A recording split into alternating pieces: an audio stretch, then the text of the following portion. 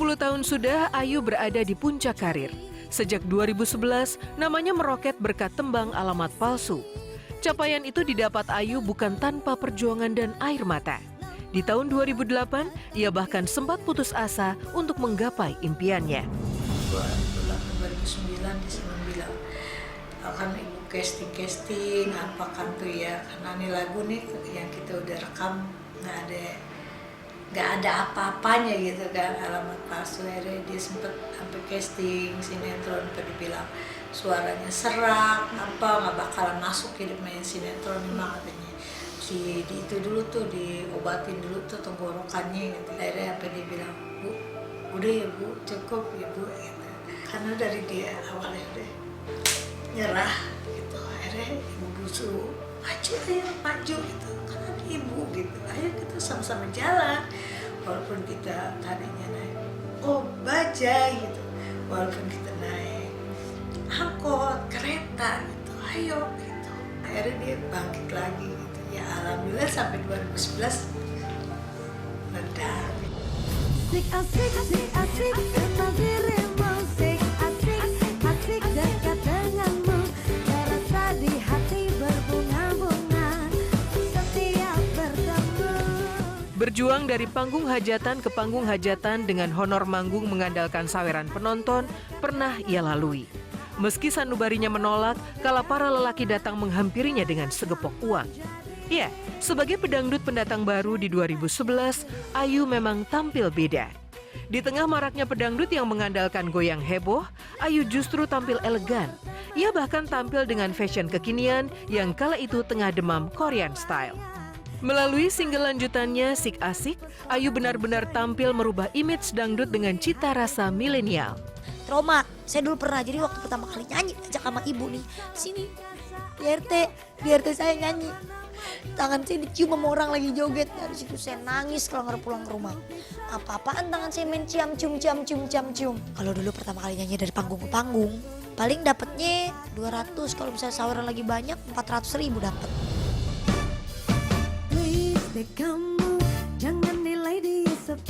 Nyaris setiap single yang dirilisnya selalu ngehits.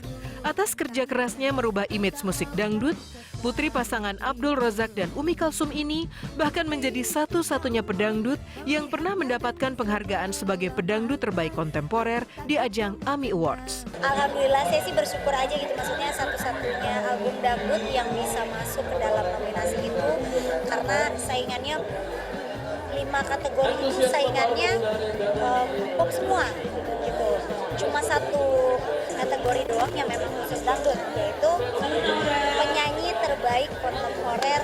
Seneng banget apalagi bisa masuk album terbaik gitu ya. Kalau saya dari dulu nggak pernah, maksudnya tidak pernah punya ambisi yang saya harus dapat gitu. Saya mikirnya kalau emang rezeki saya pasti dapat, kalau misalnya emang gak rezeki saya berarti bukan milik saya gitu.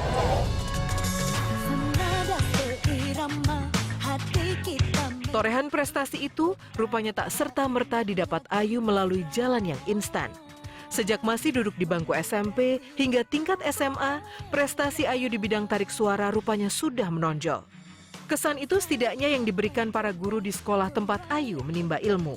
Orangnya kan pintar untuk katakanlah mendekatkan diri terhadap guru, bersama teman. Memang dia sudah punya talenta ya sebagai seorang penyanyi kali ya. Dia memang pelajaran khusus untuk pelajaran kesenian tuh lebih menonjol, agak menonjol lah gitu dibandingkan dengan yang lain. Dia itu aktif di paduan suara seperti itu ya. Terus kita juga kan di sini kadang-kadang suka ada pentas seni gitu. Dia itu selalu tampil. Gimana ya? Pokoknya tiap hari kita, karena kita satu kelas dan duduknya selalu deketan, jadi tiap hari udah pasti ngumpul. Terus kalau pulang, kita kan masih bawa motor ya biasanya dulu. Jadi bawa motor, pulang terus mampir ke rumahnya Ayu.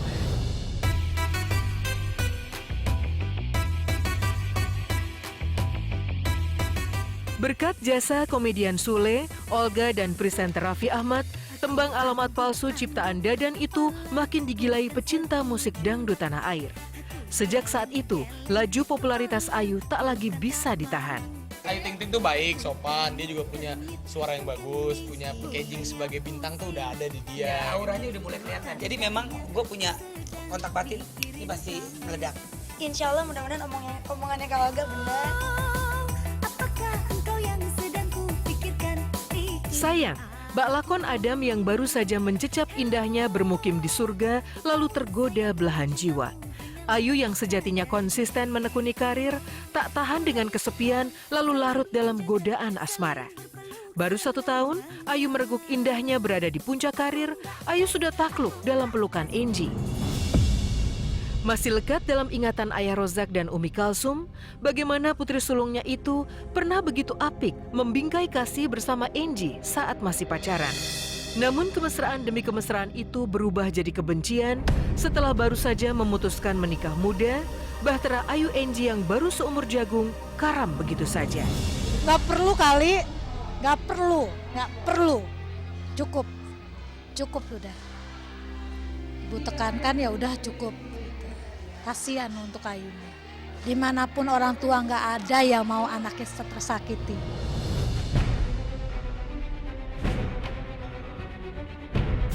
Perceraian yang tak berjalan mulus itu bahkan sesekali mengusik ketenangan batin Ayu. Terutama saat mantan suaminya Angie sesekali datang melayangkan gugatan hukum karena merasa dipersulit untuk menemui buah hatinya. Kalau ayah sih melihat anak ayah diperlakukan seperti itu, ayah sih udah nggak ada ini lagi gitu ya, udah nggak ada kesempatan apa. Soalnya kita bukan baru pertama kali. Siapa yang nggak sakit selaku orang tua? Sejatinya Angie sudah berusaha mengerahkan segala daya untuk menemui putrinya. Tapi Ayu nampaknya sudah patah arang dengan niat mantan suaminya itu. Padahal melalui kuasa hukumnya, Angie benar-benar ingin melepas kerinduannya dengan buah hatinya yang kini makin tumbuh besar. Bukan maksud saya menghilang, bukan maksud saya buat kabur atau buat apalagi nggak bertanggung jawab atau apa. Enggak lah, saya nggak kemana-mana. Dan yang pasti hubungan saya sama Ayu sejauh ini saya masih berstatus suami istri. Ya buat teman-teman ya doain lah yang terbaik buat saya, ya buat keluarga. Angie syarat apapun dia akan ikutin demi dipertemukan dengan anaknya. Yang saya tahu memang sangat dalam bagaimana rasa kangennya terhadap anaknya.